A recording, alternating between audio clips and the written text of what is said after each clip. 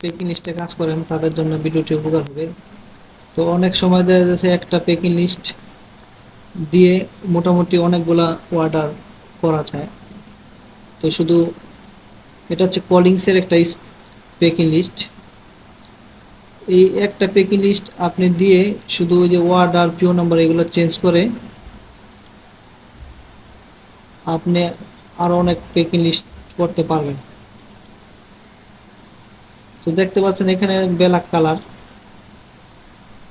এখন এই একটা পেকিং লিস্ট আপনি এটা হচ্ছে অন্য একটা স্টাইলে এখানে করবেন পেকিং লিস্ট, তখন কালার ওটা হচ্ছে হোয়াইট ধরেন ইউলো যে কোনো একটা কালার হতে পারে। তো এখন যদি আপনি ধরেন এটা হোয়াইট কালার হবে, এখানে যদি আপনি একটা করে কালার চেঞ্জ করতে চান তাহলে কোনো অনেক সময় লেগে যাবে। তো এই জন্য হচ্ছে একসাথে এক ক্লিকে আপনি কিভাবে সবগুলা ঘরের কালার চেঞ্জ করবেন এটা দেখাবো। তো প্রথম হচ্ছে এগুলো সিলেক্ট করে আপনি কালারগুলো সিলেক্ট করে আপনি কন্ট্রোল এস এখানে ক্লিক করবেন।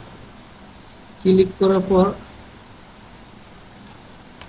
এই উপরে লেখা আছে আপনার ফাইন্ড হোয়াট, এখানে লিখবেন আপনার ব্ল্যাক কালার, আপনি ব্ল্যাক কালার লিখবেন। এখানে আপনি যে কালারটা থাকবে এখানে হচ্ছে ফাইন্ড করবে। রিপ্লেসের পরিবর্তে কোনটা হবে ওই কালারটা নিচে লিখবেন। আমি হোয়াইট কালার লিখব। লেখার পরে এখানে রিপ্লেস অল দেওয়ার পরে দেখবেন এখানে আপনার সব হোয়াইট কালার হয়ে যাবে। এই যে দেখেন, একটু লক্ষ্য করবেন, এই দেখছেন এই যে সব হোয়াইট কালার হয়ে গেছে। এই যে তো আপনি যদি একটা একটা করে চেঞ্জ করেন তাহলে অনেক সময় লাগবে। তো এইভাবে করবেন, আপনাদের কাজটা দ্রুত হবে। তো ভিডিও ভালো লাগলে ইউটিউব চ্যানেলটি সাবস্ক্রাইব করে রাখবেন। ধন্যবাদ সবাইকে।